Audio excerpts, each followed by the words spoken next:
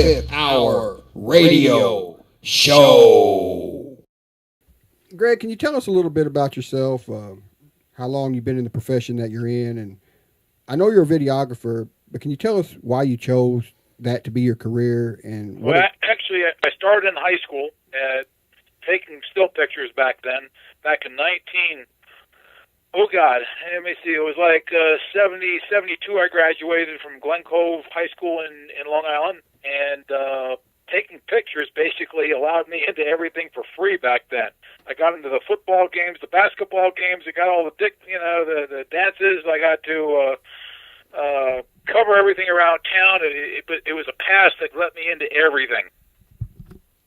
And back in that time, though, I started covering stuff for local newspapers as well, like Newsday and New York Times, and a lot of other things that were coming up and growing.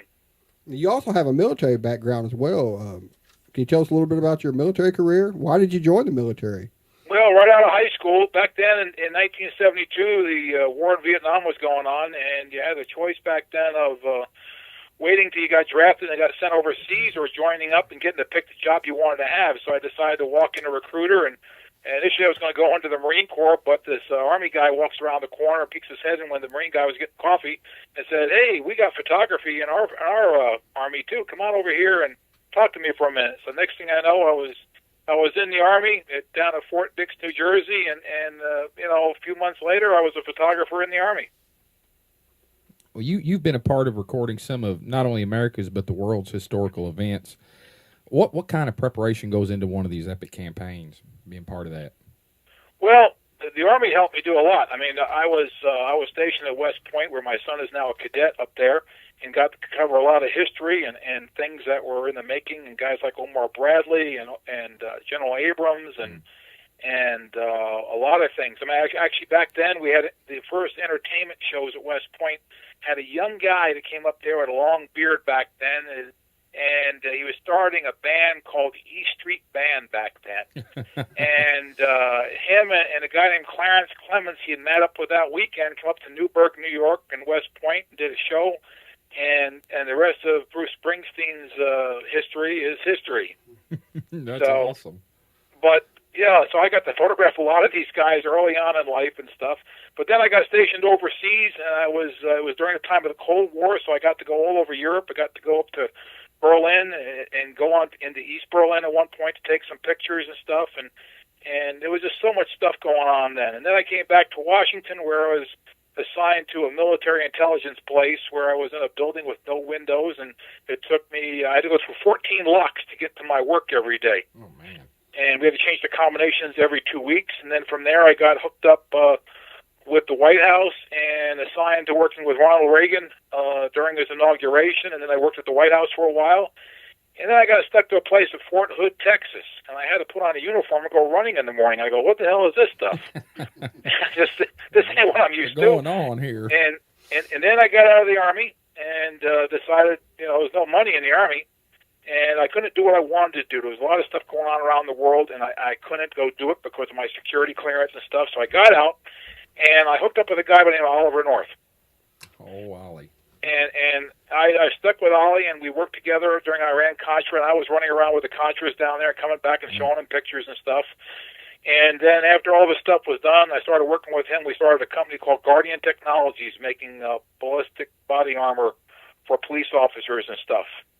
And then I went overseas again. I had the war started in over there in Kuwait again, and I just hadn't really been into a war situation all these years in the military, and I had to go. So my wife was pregnant, and things were going. I had the opportunity to go with the Combat Correspondence Media Pool, and I came home that night from a meeting at the Pentagon, gave her a kiss, patted her belly, and says, "Honey, I'll be home when I get home." And I flew out that night to Andrews, and I went to Desert Storm, and I stayed there for 6 months, running around out in ships.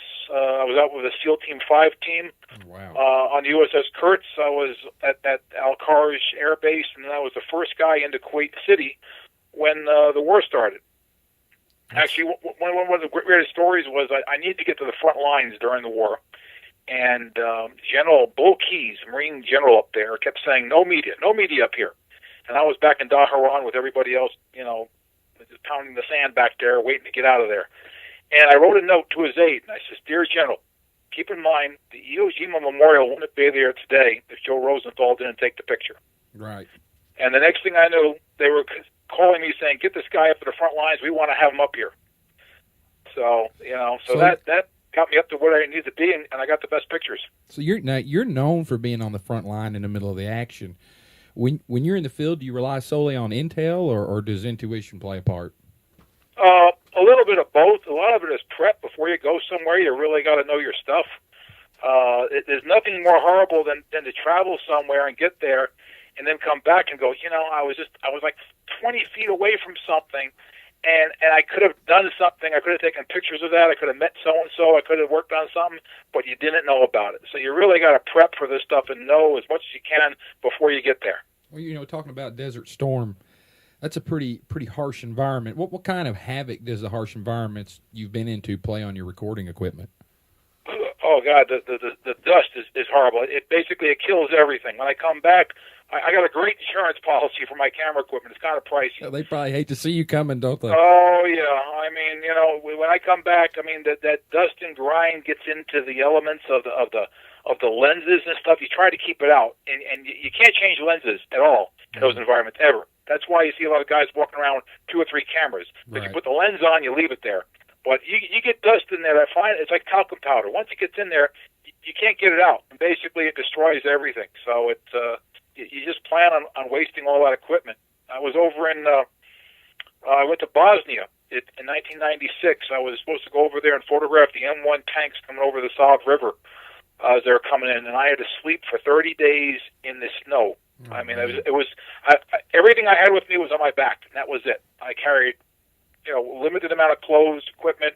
Back then we were shooting film, so I had to carry all this film, and basically I just had to make my way to Bosnia. I had a client who said, "We need pictures of the tanks, get there." And that's what I'm known for. If you give me an assignment and tell me, go get it, that's all you got to tell me. Yeah, you're the go-to guy.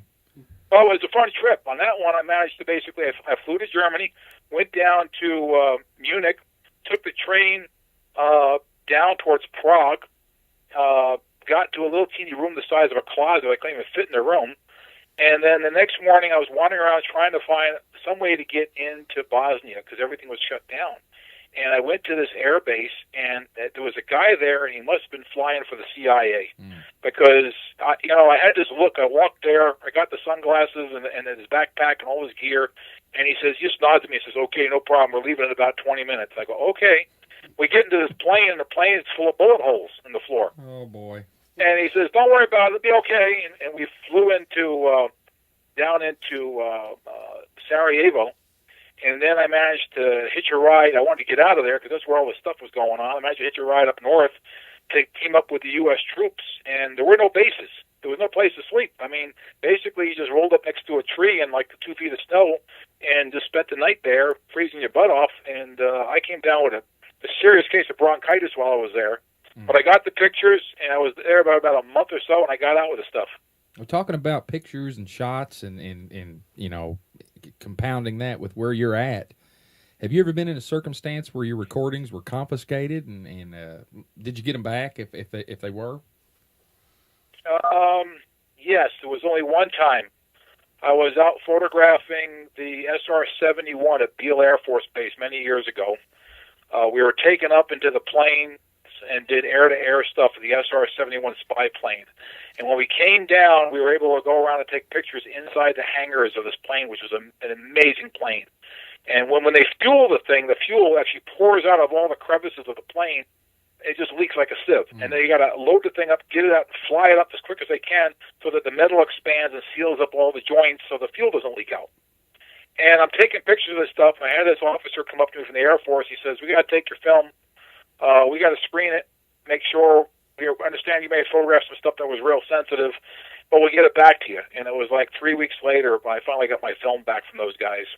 Turns out the same public affairs guy, I was in a tent over in Bosnia for a night, and he was in there as a public affairs guy.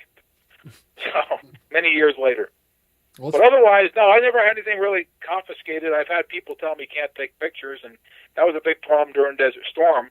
They had this thing where they kept telling us you can't take pictures of this, can't take pictures of wounded soldiers, can't take pictures of special operations. And in fact, when we were on the USS Kurtz, the small team I was with, the pool, Team 5 was on there along with these little birds from the 160th Aviation. And at night, they would have a special hangar on the back of the USS Kurtz, and it was like a moving garage door. And the thing would move open and slide across the helicopters, and these things would take off, and you couldn't hear them. You'd be sitting there looking at this helicopter, and you see the blades flipping around, but you couldn't hear the thing because the way it was designed. It was designed to be silent back then, and still is. And they were flying missions off of that into Kuwait City. We were the only ship up there next to Kuwait. And at night, the SEALs would be flying into Kuwait, doing missions and stuff, and flying back. And we actually slept in the same chief's quarters with these guys, but we knew who they were. We knew what they were doing, but we couldn't record anything, couldn't take any pictures of these guys, and it was just really frustrating. So, let me ask you this. Let's fast forward a little bit to more recent stuff. With the recent escalating tensions caused by North Korea's saber rattling that they've been doing, and the amount of threatening rhetoric aimed at the U.S., how close is too close when it comes to being in the field?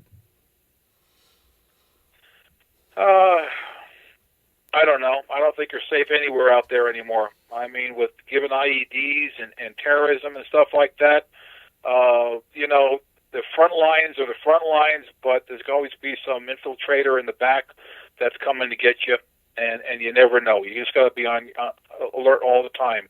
And speaking of Korea, what's kind of scary about this is if you look in the book there, it shows the SEALs were training back in 1962 with a thing called the backpack nuke.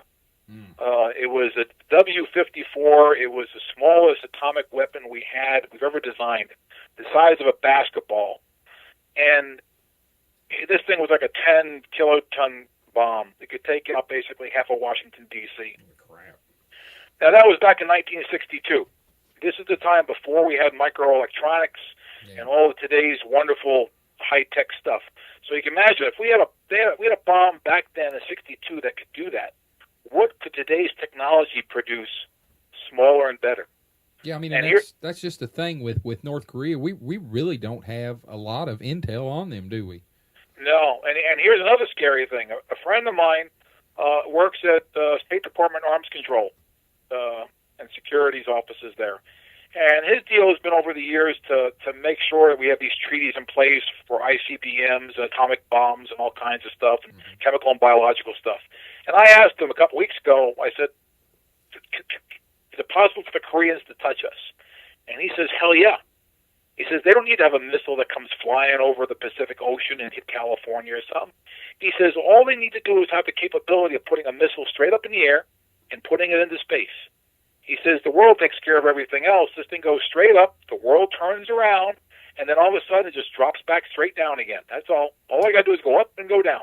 Now, they've actually put satellites up, haven't That's they? it. They had a successful satellite launch, right? Well, if you could put a satellite up into space, you could put a bomb up into space, and then basically just tell it to re-enter the space and come back down, and it could land anywhere in the world. Yeah, well, I mean, the North, they've habitually issued fiery statements at the U.S. and South Korea. Do you think? I mean, what do you think they're trying to gain by this? Do you think they're just wanting more aid, or do you think it's because of I celebration? think this young kid Kim, who's 29, I think he's trying to basically show everybody over there he's in charge. You got all these old generals over there who followed his father for all those years, and this kid is a kid, and basically he's got to show them that he means stuff and that he can stand up to other countries and other presidents, and he can wave the sword around and say, I'm going to come and get you. But the problem is he's coming pretty close to pushing the button. Right. Yeah. Kim Jong Il, he used to do the same stuff, but he always allowed himself an exit strategy. Yeah. And I believe this guy's pushing himself, and this is just my opinion. I mean, I think he's getting himself into a position to where there's really no exit strategy here. Well, this is how wars have started in the past. Don't forget, remember the Lusitania? Just one shot, that's it. Something gets shot somewhere, and all of a sudden people start saying, we got to do something. We just can't turn our back like the South Koreans have done in the past. Somebody fires, it could be some crazy lieutenant or enlisted guy out there who accidentally fires a gun, and somebody hears a boom, and a shell goes over the bow of some, Japanese or Korean, South Korean ship, and war is started, and that's it. The next guy fires, it goes back and forth, and pretty soon, all hell breaks out. So let's just say that they actually launch one of these Musadons or whatever, and we've got the anti-missile technology deployed wherever it's at, and they fire this thing off, and we see that it is going to mainland Japan or somewhere like that, and we use our technology to shoot that down to defend our allies.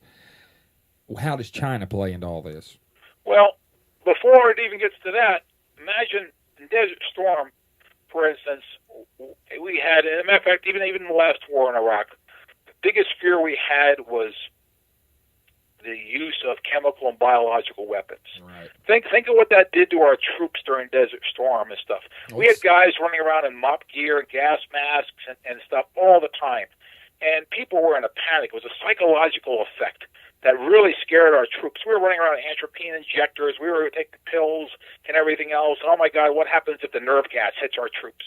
Well, imagine if Korea was to, God forbid, launch a missile tonight, right? And they put the word out, it's coming down on Los Angeles or Dallas or New York or Washington, D.C. And the president went on TV and said, we got word they launched the missile, but it's okay. We got the technology to knock it out of the sky. What do you think all the people in those cities are going to do right now? Do you think they're going to sit there and go, oh, it's okay, the president's got this one? No, Hell no. no. They're going to riot and panic.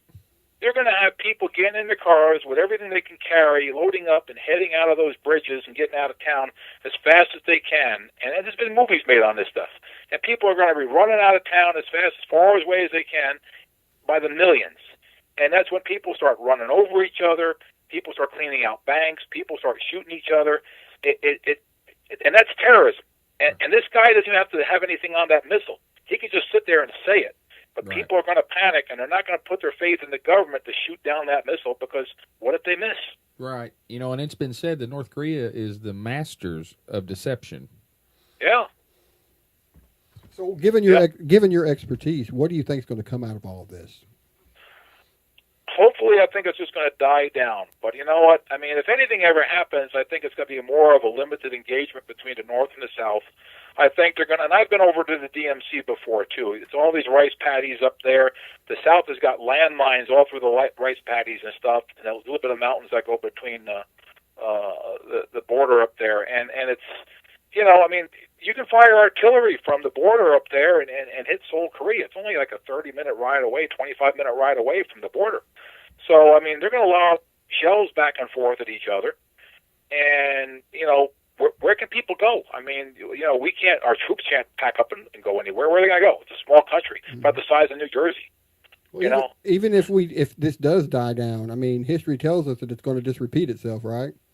That's right, and we're stuck in the middle of it because we got a commitment to the Koreans. We got 29,000 troops over there on the front line sitting there saying, we're going to stand by you. And unfortunately, we seem to be the only ones that are always on the front line backing up people. I don't see a lot of other countries sitting over there with tanks saying, we're going to back you up, guys, Yeah. Well, Greg, given our time restraints, I want to get into this book that you got out right now, the United States Naval Special Warfare. What gave you the idea to tackle such a historic piece of literature? Because there's really no other book quite like it, is there? No, it started actually back in the days when I was down in Honduras running around chasing the Contras around. I kept running into these guys on the beach. And actually, I was out taking pictures one time on the beach of a beach landing, and these guys come walking down with beards and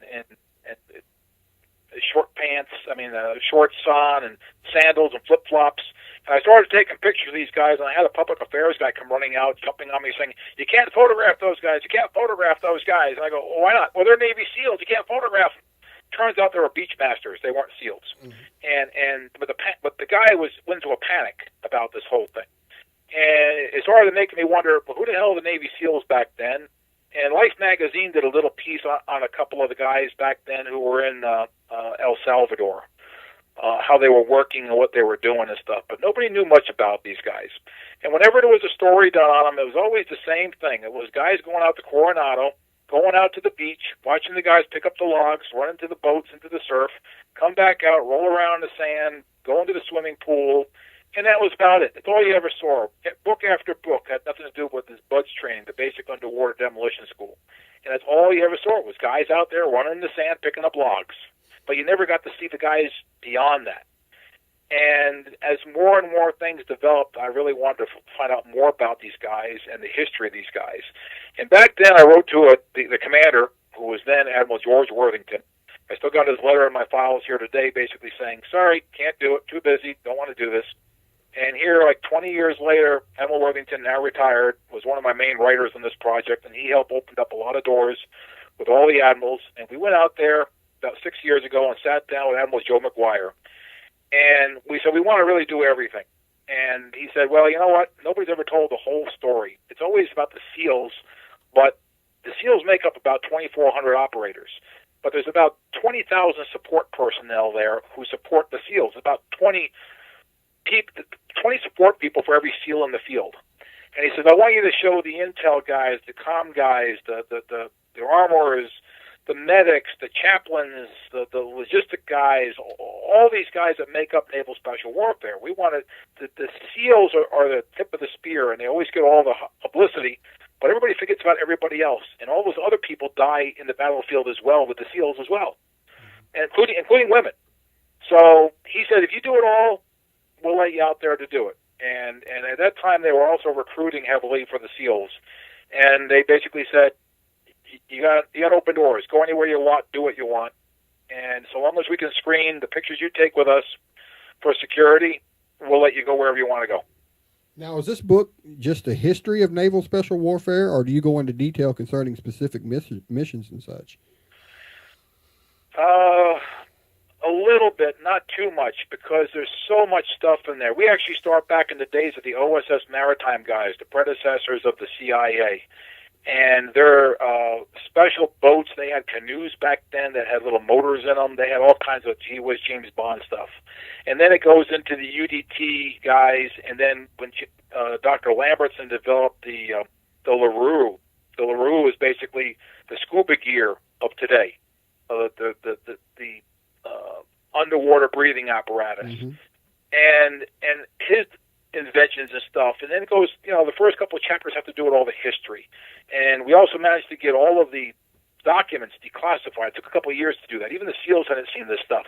How they were established, the first papers where the word SEAL was even mentioned in Navy documents, and somebody actually asked in Arleigh Burke's documents that we have in the book, what are these guys SEALs? What does it stand for? And some guy says SEALs. It stands for sea, air, and land, And but we got the shopping list of all the stuff that they wanted to have when they first started this stuff and started creating the SEAL teams, and that took up a part of the thing. But there's so much stuff out there, and there's so much stuff that's still classified. You'd have a library filled with stuff if we had access to, if we wrote everything that we saw. And yeah, I mean, you've been working on this book for a long time, right? Oh yeah, I got more files and more pictures. I think we probably Dave Gatley and I took probably about 63,000 photographs, and we narrowed them down to about 931 that are in the book. Because, there's just so many pictures. Other books, by the way, too, if you look at them, are the same old pictures. Guys picking up logs, guys going into water, guys running in the sand. We can only use like one of those, because we have so many other things. And then we went into the future of naval special warfare. We went around to the contractors. They opened up the doors. We'd call up a contractor and go, hey, we heard you making the XYZ for the SEAL teams. And they would go, well, we can't talk about that. We can't, and their contracts prohibited them from doing that. So we would go to SOCOM, and SOCOM would give them the secret handshake and say, okay, guys, you can tell them this about the project and show them some pictures that they could use. And that would open up a door to somebody, and they would show us some new gadget, a new boat or something that they were coming up with. And they were all concepts. A lot of this stuff, like the flying Humvee, it's a concept. Mm-hmm. There's no Humvees that actually have wings to pop out and fly over mountains now. But Textron was under contract to DARPA to come up with a concept of a Humvee that would actually fold out wings and fly over the mountains, and then fold them back up and drive down the road. So that's in the book. Yeah, I was going to ask you if you had any obstacles or hurdles you had to cross that set the book back from being published, or was it just the vast amount of history that you had to sift through?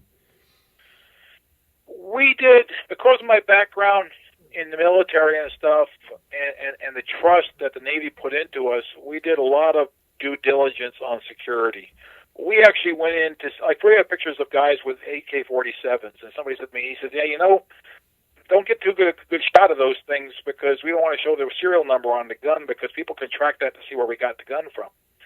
So we would actually go in there and eliminate the serial numbers on guns and in pictures, and we would take out name tags.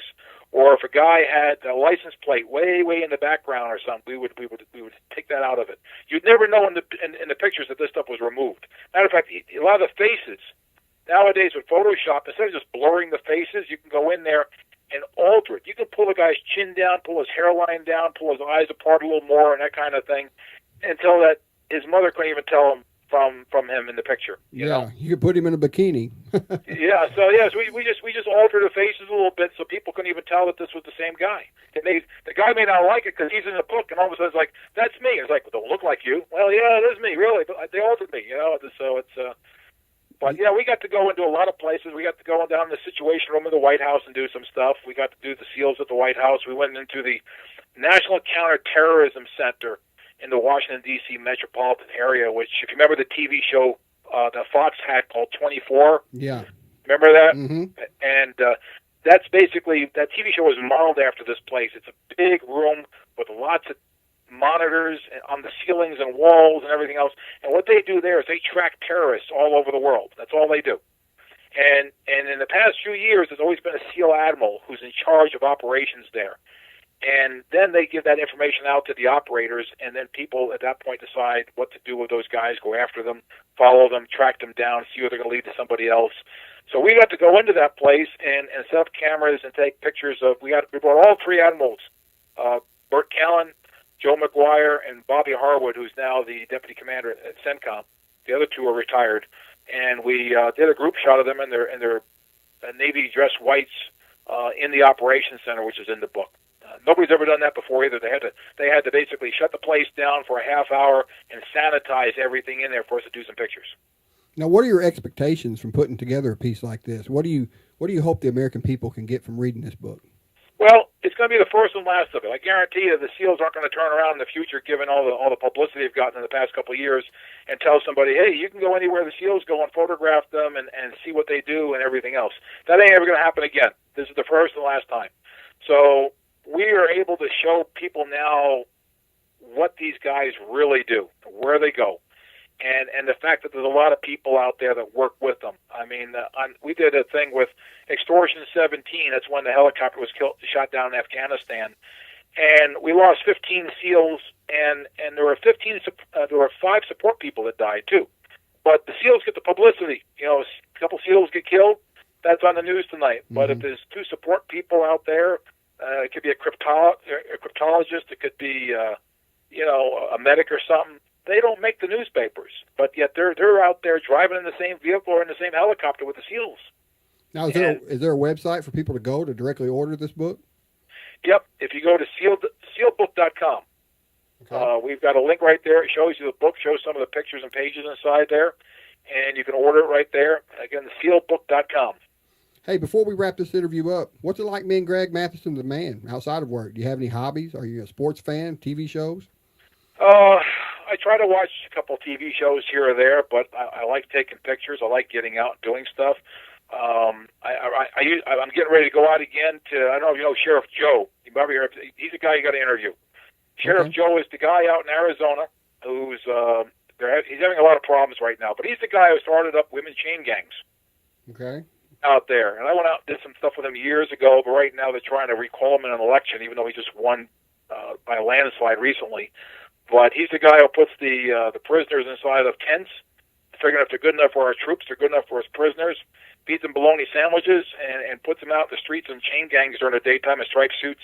So I like going out and just doing stories where I can get out of Washington and go do stuff where I don't have a lot of other photographers running around and TV crews and stuff, and spend some time with these guys and really have a good time. You know, I was going to ask you, since you travel so much, when you do get on vacation, is your vacation spent mostly at home? I haven't had a vacation. The only time I had a vacation was my wife and I got to go to Disneyland after I came back from the Iraq War for working for NBC over in Baghdad for about 6 months. But otherwise, no, she gets on my case sometimes. We never get to go anywhere. So my big thing is, like today, out mowing my lawn and doing some gardening and stuff. But then tomorrow it's back running around town here with crazy stuff. Well, Greg, we really appreciate you taking time out of your day and joining us today on the show. All right, guys, appreciate it. Thank you very much, sir.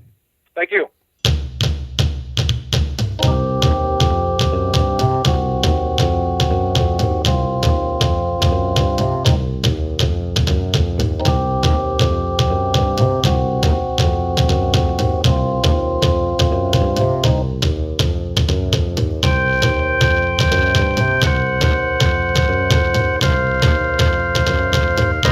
The 25th Hour Radio Show.